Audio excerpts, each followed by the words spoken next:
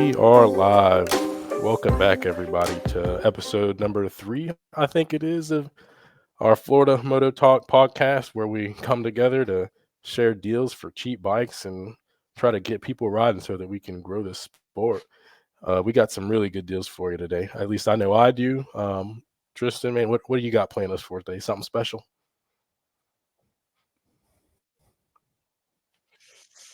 I went a little off brand, maybe. I don't know. We'll Off-brand, see. okay.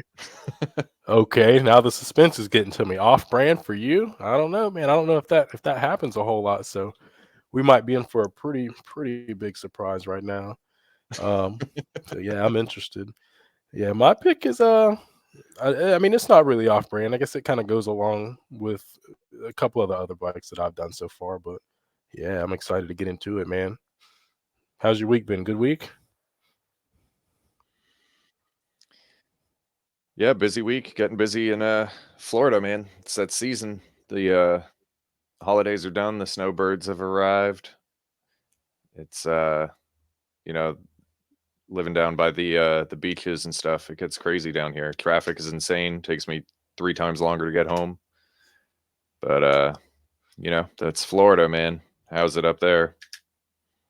Yeah, pretty good. About the same. I mean, it's the winter time's always a weird time in Florida because, like you said, the snowbirds start coming down, and it seems like every track day that I go to, I mean, I'm running into people that are from New York and Maryland and all sorts of other crazy places, and a lot of people it seems like they just store their bikes down here, just getting ready for the winter time because they can't touch them up there because they're all snowed in. But I mean, I don't know why these guys don't just move, man. I mean, you're spending this much money to keep your bikes down here and you're flying out to race and everything. Hey, just move to the south because, I mean, we got it all down here. We can ride year round. I think it was, I mean, today was a little bit cold, but a couple days ago, I mean, we were up in the high 60s. It's mid January. Yeah, So, I mean, I yeah. don't know what a lot of people are thinking, man, living up north. Yeah, where I'm at a little farther south, we've been hanging out in the 70s for the most part, so it's almost too warm. Exactly, exactly. I mean, we don't lose any time for riding. Um, and that's why, we're I like to think that a lot of the fastest riders come out of the South, but maybe that's just me. We don't have to take breaks or anything. We just get to it. And Year round. we just get to it. And I was actually at Jennings this past weekend on Sunday. We were testing for that endurance race that I think I mentioned it during our last episode. But we were getting ready for the Separano endurance round that's happening at Jennings in about 2 weeks now. And Yeah. it was a cold day. I mean, nothing compared to up north. It was a cold day, but we got out there, got some real good laps, got to meet the team, got the bike dialed in. And speaking of people coming down south, Jennings is always a weird track because, especially in the off season, pros always show up. Like anytime you go in the wintertime, you're going to see at least one or two pro riders, and I mean they yeah, they literally just show up and just go ride, just do their thing, just like anybody else, and it's super cool just to Yep. be on the track with them. But I was out there Sunday, and then Kayla Yakov showed up, and yeah, for those who been living under a rock and don't know who she is, she's racing in Moto America. She's been doing it for a few years now, and this upcoming season, she's moving to a V2 Ducati um, in the 600 class with Rahal Ducati. It's going to be a brand new team coming into the sport, and she's pretty much just rolling through the ranks. I mean, just a couple years ago, we were watching her race in the Junior Cup class. Uh, I mean, she was super fast Yep. on the 400s too. I mean, just ridiculously fast on the Yeah. 400s. Had a couple good seasons, and then she moved up last season to the Yamaha, the R7, but she was only on that bike for about half the season, it seemed like, before a couple things got switched around. A couple riders got hurt. People were trying to fill seats, and then she got the opportunity to ride. I think it Yep. was Stefano Mesa's 636 for a pretty good bit of the season. So we got to see her do that too. And And I think yeah, she I put mean, it She put it on the podium first race or first weekend at least. She did put it on the podium. She absolutely did. And it's just crazy the talent that's coming through Moto America right now. I mean, especially with her though. And when we were at Jennings this past weekend, she was on. It was a Ducati V2. It obviously won't be her full blown super bike. Yeah, They have yeah. specific test days and certain times where they can touch those bikes, and who knows if they're even fully built yet at this point. Too, we're still kind of early. But she was riding a V2, and from what I could tell, it looked like just a V2 with some basic bolt-ons. And I think I remember reading in an article somewhere that her team gave her that bike just to train on and just to get used to the Ducati because it's going to be a completely different manufacturer, completely different world for her. Even though she has all the experience in the world, I mean, it's still going to be a bit of a challenge making that switch from the 636 the inline four that she really didn't ride that long to the V2 Ducati powerhouse.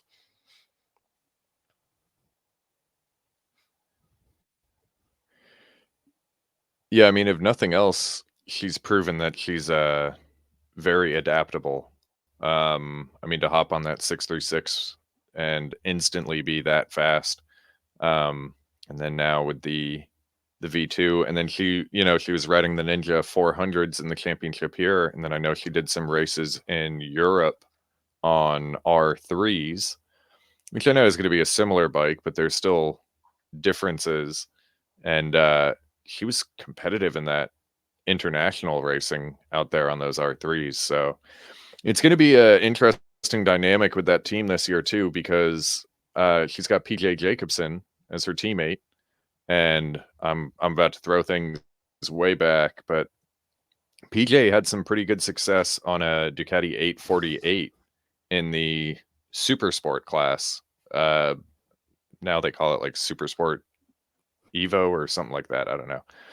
But Hmm. he had some success back on the 848 way back when, and, I kind of had a feeling he was making a switch to Ducati because he's been hanging out with the Ducati Owners Club of Tampa a lot, and I'm excited because I'm doing one of their track days in May, and I guess he's signed on to be guest coaching for all of their stuff. So I'm gonna go ride with him, but that team's going to be such a juxtaposition of Kayla, like very young coming up. I think she's only 16. And then PJ, who's been doing this like forever. I mean, PJ raced in World Superbike. He's been AMA Superbike, Moto America Superbike. Now he's going down to the Super Sport like Heron and Hayes have done in recent history. So I think that championship's going to be good this year. More Ducatis on the grid. Those 750s are getting faster, and the R6s are still hanging on. They're no slouch. Yeah, I mean, just Yamaha at this level in general is just they got it on lockdown. I mean, they've got the bikes all dialed in, so everybody's really paying catch up. I mean, except for the Ducati um, in that super sport class. But I mean, even in superbike, I mean, we're seeing Jake Gagne just run away with it pretty much. So yeah, Yamaha's got it dialed.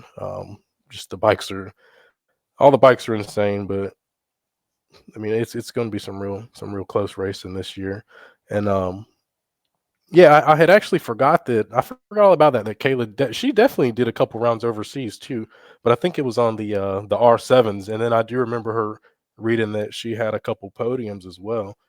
So I mean, she's already international too. So future's looking bright, man, looking real bright for her. And I was on the track on a Ninja 400, and we were at Jennings right there coming into turn. So we came around turn 8. It's a left hand, like a real tight left hander that and then you make that right hand to go into turn 9. And I went to set up for that right hand, and then she just came up on the inside, full boom. She's gonna be faster than anybody on the track, either way. And I was on a 400 super bike, but yeah, I mean, it was. I mean, I didn't have nothing for her, and she blew my doors off bad, just real bad. And I felt so bad about it in the moment. I was like, man, I'm in her way and whatever, because she ran like she had to run so close to the inside. I mean, she probably had a knee in the grass to get around me at that speed. And yeah, I felt so bad about it. I was like, man, I just like flubbed her line or whatever. And then just as she blows by, we're swinging around nine, and she just kind of puts the hand back and kind of waves, kind of like my bad kind of deal, right? So yeah, super cool rider, man. Super like aware, Yeah. very courteous too. Because like I said, I thought that I had messed her up in that moment, but then she was kind of thinking the same thing. So very humble riding right there to say the least. But if you're watching Kayla, yeah, I was on that white Ninja 400, and yeah, I apologize for fluffing your line, man. It's my bad, dude. There's only so much I can do on a Ninja 400, though. Just a mere mortal. I mean, they're used to that stuff. I mean, those pros are just a different breed, man. I mean, my dad was a multiple time expert. We were a vintage national champion and stuff, and was running low 120s on a 80s Ducati TT2 replica. And my late great friend Michael Corbino was on a XR 1200 when the AMA Pro was running that championship, the Harley XR 1200s. And my dad said Michael came around the outside of him on the exit of one with that Harley just making shapes and just shaking the whole way to two, and just still shaking from two, and barely got the bike settled by the time he had to start slowing down for three, and was just gone. I mean, it's stuff people like us can't even dream about. Yeah, I think it's just crazy the level of skill that people can get.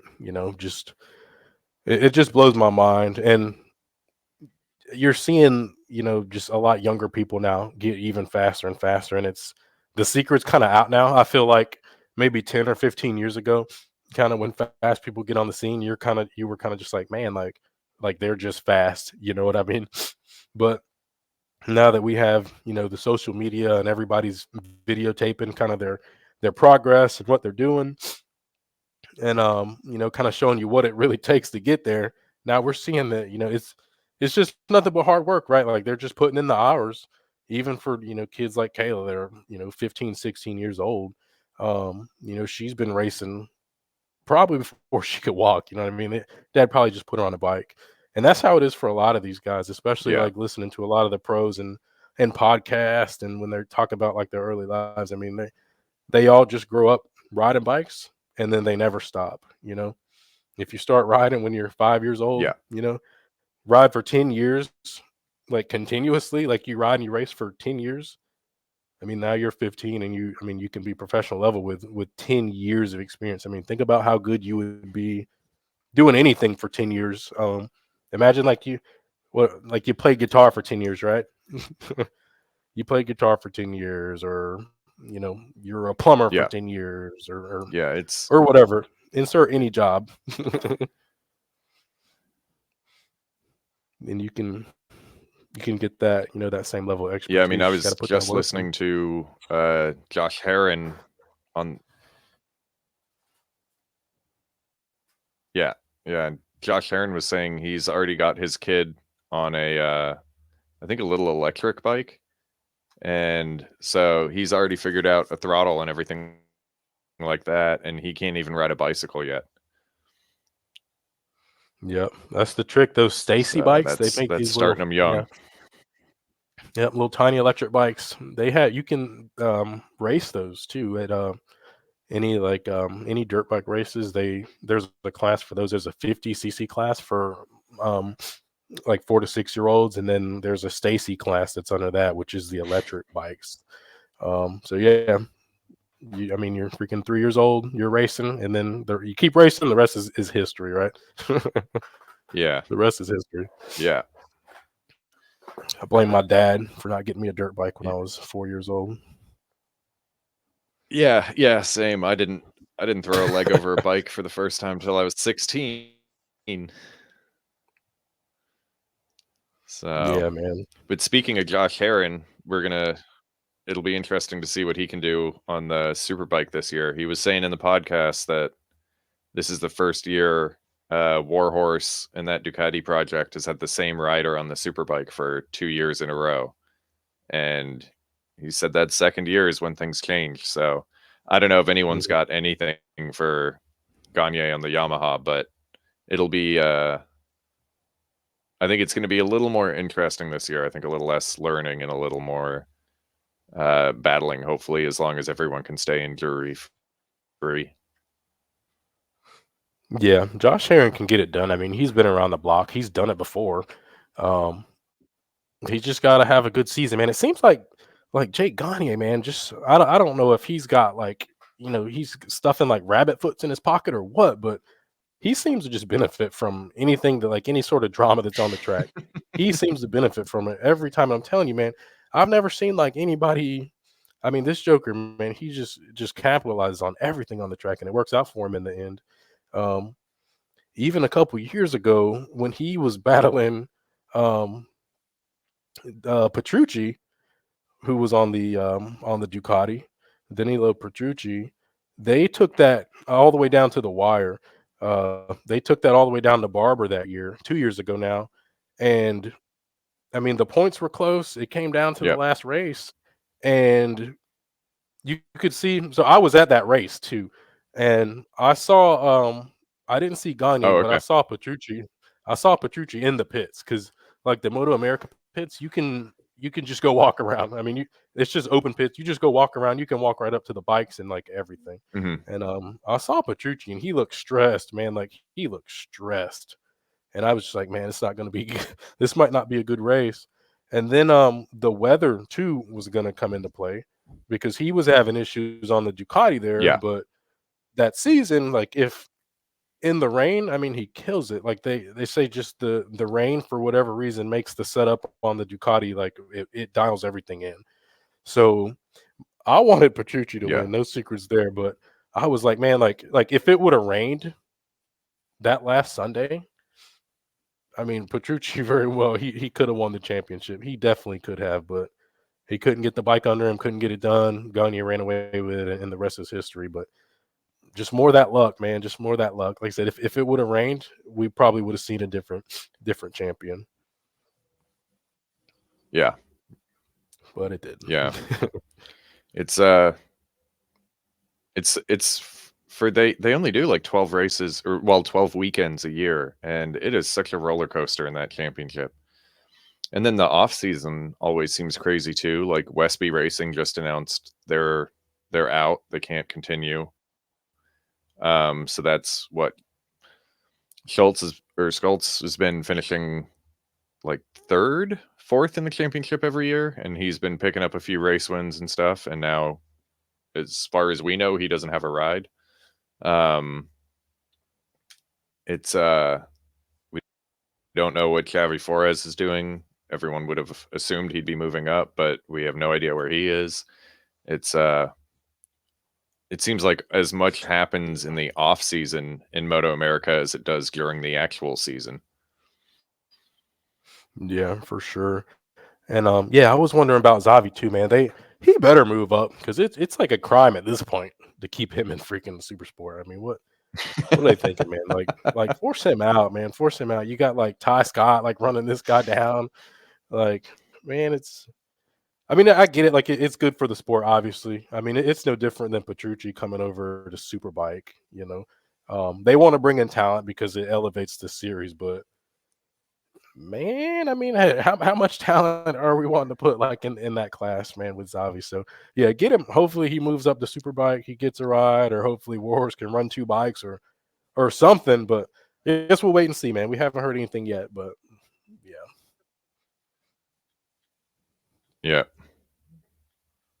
Well, I we do know that Warhorse is prepping at least two bikes for the Daytona 200, but I don't know if that's an A bike and a B bike, or if they Hmm. plan on having two riders.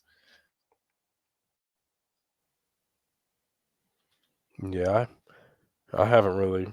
So I haven't. I stay on top of that news. I haven't really seen anything yet, so I guess we'll see. But we know Heron's the guy. So I mean, I would assume that they're just running two bikes, but I don't know. Like you said, the off season's been crazy. It's always crazy, so we'll see how it goes.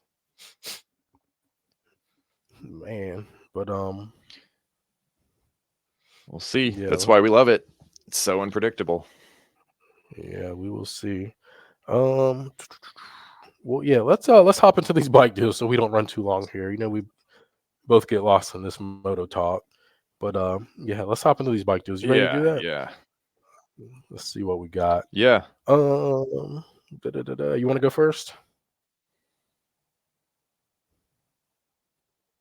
yeah. I think it's my turn to go first.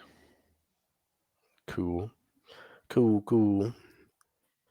Well, let's do this. Let me pull your ad up, and we can see what you got for us.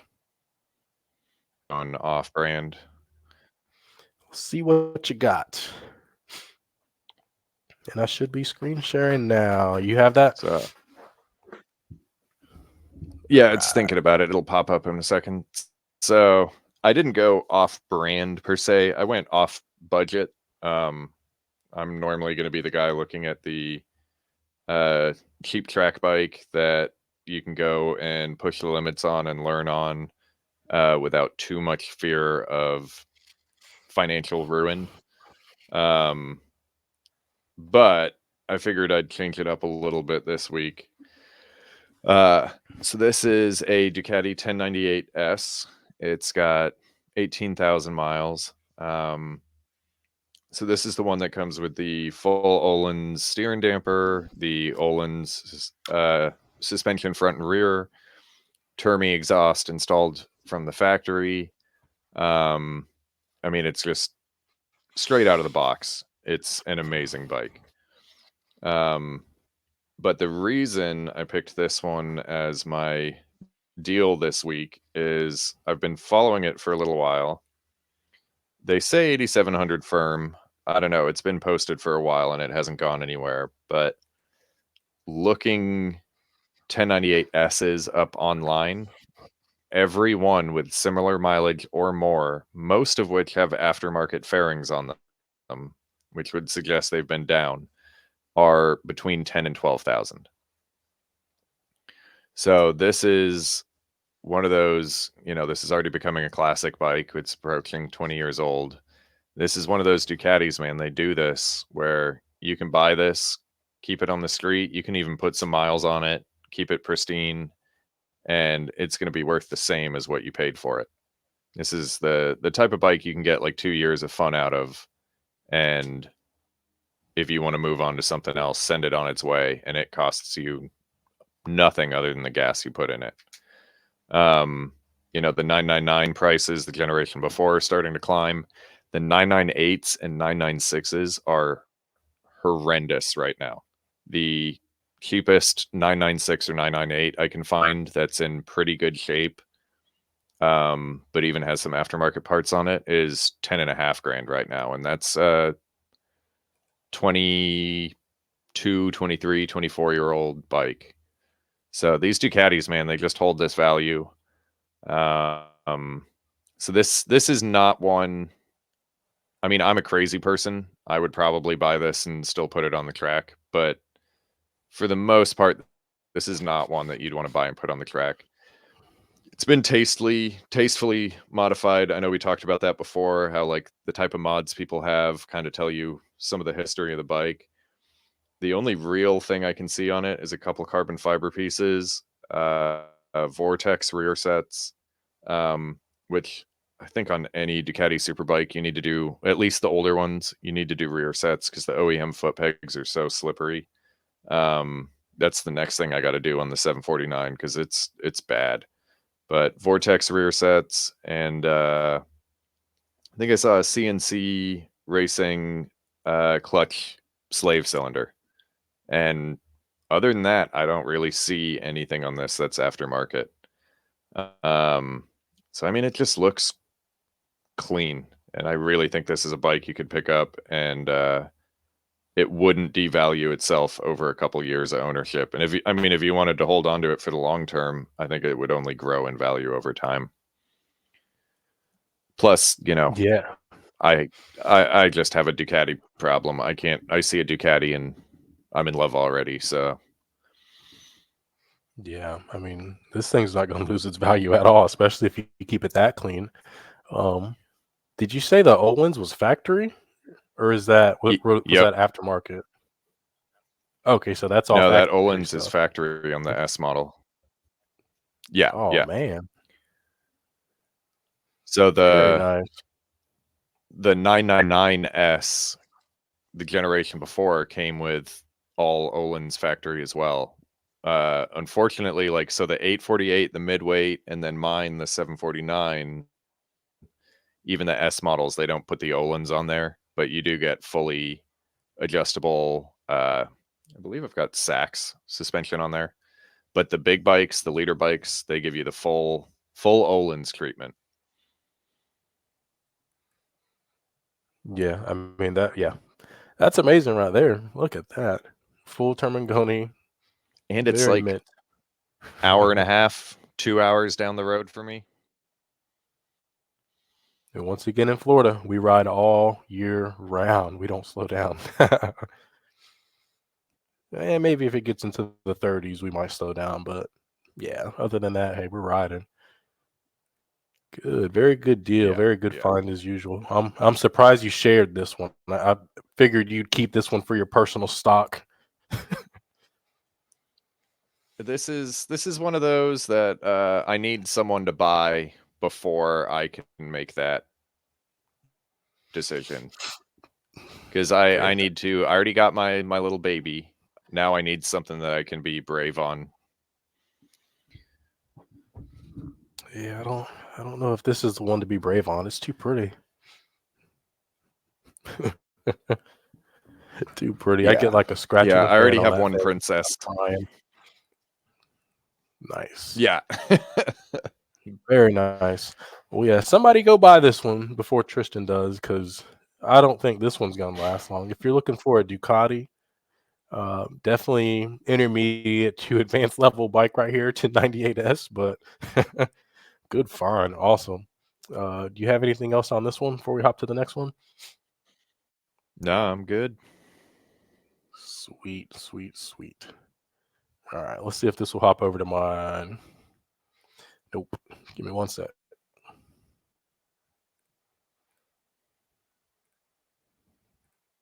I'm interested to see what you brought. You were all secretive before we started recording. Yeah, you're probably going to be a little disappointed compared to that one, and probably going to be a little disappointed.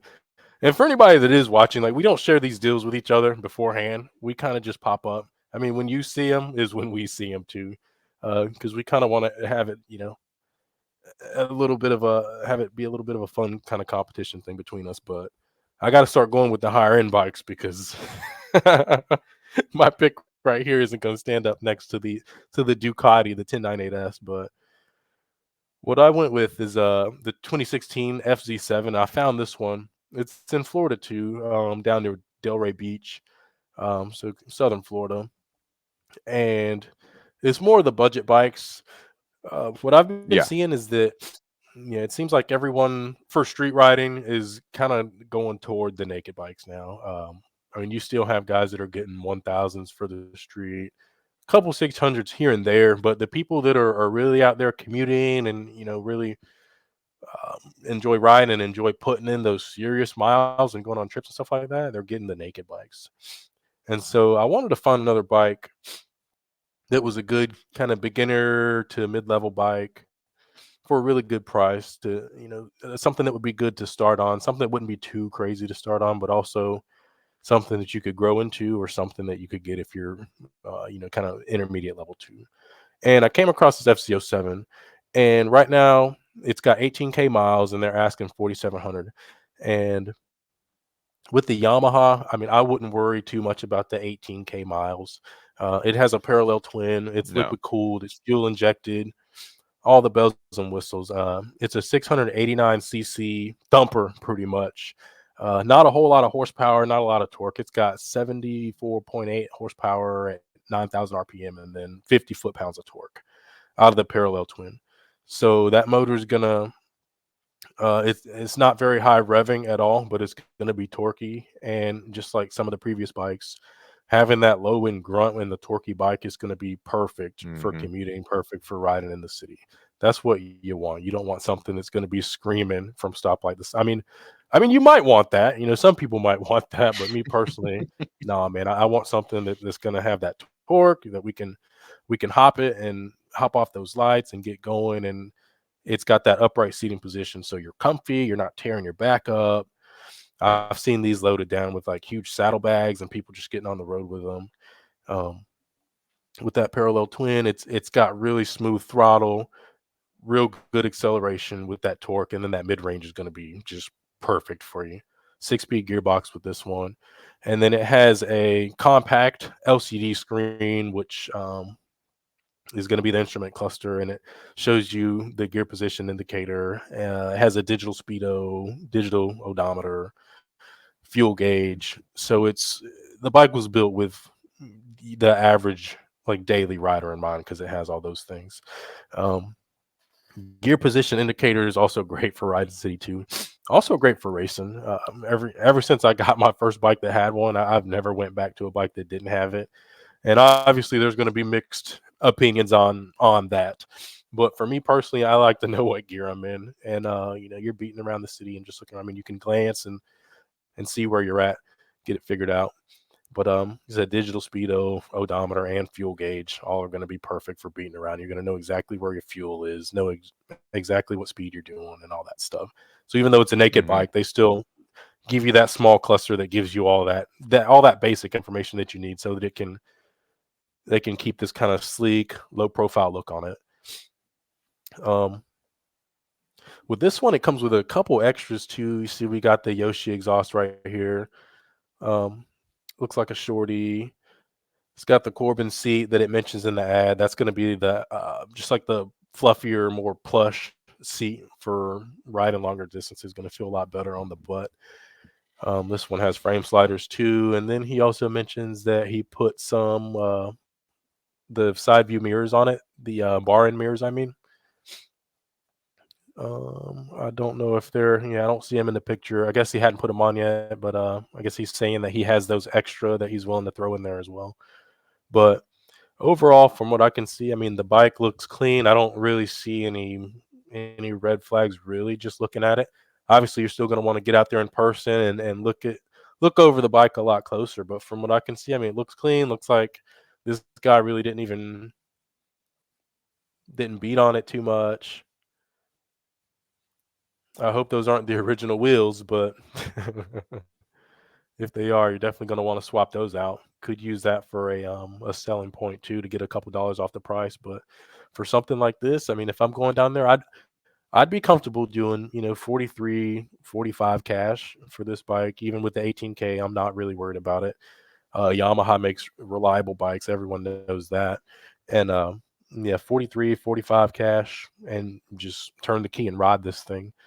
And I owned the FZ09, which is the bigger brother to this bike too, the Yamaha FZ09, and that's the 847cc 3 cylinder, and it's it would that bike would be like a wild animal compared to this bike. This bike has the torque, it Yeah. has the fun, but yeah, it's not going to be as much of a maniac as a 847cc 3 cylinder because the FZ9 was just out of control. I could not recommend that bike to somebody for their first bike because yeah, they would if they didn't loop that thing, they would lose control of it doing triple digits if for a first bike.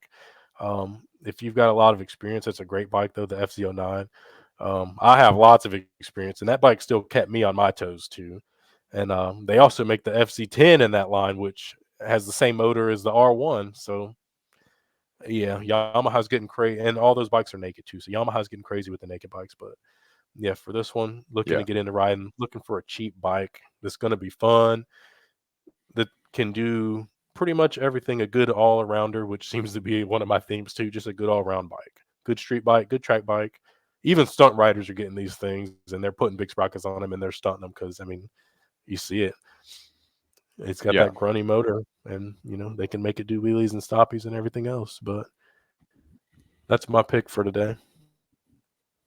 Well, and everyone wants the naked bikes now. I'd be interested to know. It's got to be close whether Ducati's selling more Panigales or more Street Fighters, which is the Panigale but with the upright bars and no fairings, the naked one.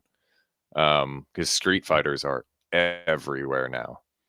So that's definitely the thing. The less back breaking, a little more upright, more comfortable bikes.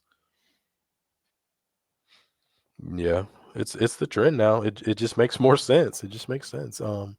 Get your sport bikes and put them on the track. But if you're for the street, then I mean, nothing's going to be better than a naked bike. No discussion. Yeah. And you touched on the not being worried about the 18K miles. I forgot a huge point with the 1098S. You got to make sure there's service history and those Desmo services have been done. Um, that is a huge, huge deal with the Ducatis. You cannot play with that stuff. Now, the good news is that bike has 18,000 miles, which tells me they have been doing the services because it wouldn't have made it that far if you didn't. Um, but that's a big thing. It was a something that had been neglected a little bit on the 749, which I knew when I bought it, and that was a hefty bill doing that one because those desmodromic valves, I wasn't going to get into that on my own. I let the pros do that one. So if you're ever buying a Ducati Superbike, definitely check that service history because that's going to be key. Very good. Yeah, absolutely. Yeah, we don't look at high-end bikes if you're not going to do your homework. Moral of the story. Don't be afraid to ask the seller Yeah. those questions either. I mean, you're investing that much money into something. I mean, you need to know what you're getting into, and the seller needs to be upfront with you too. So, ask them anything you want to know. Ask them 1,000 questions, and if they're not going to be patient with you and answer the questions, then hey, go find another deal, right? We're not trying to waste money out here. That's why we're bringing good bike deals, right? Yep. They're out Absolutely. there. They are out there, and we're gonna keep bringing them to you. This one's running a little bit long, but yeah, we're gonna keep bringing the deals. And just as usual, uh, let us know in the comments who had the better deal. I mean, I think this one, I think this one's already won, But let us know in the comments who had the better deal. We try to appeal to everyone here. And if you have a bike that you're wanting to sell, reach out to us. Our Gmail is going to be linked down in the comments, or just leave a comment, and we can feature your bike on here too. But if you don't have anything else, man, that's about all I got. Yeah, I think that covers it. Sweet. Well, y'all get out there, buy these bikes. We hope to get out there and ride with some of y'all sometime, and keep watching and come back for the next one. Cheers. Thanks.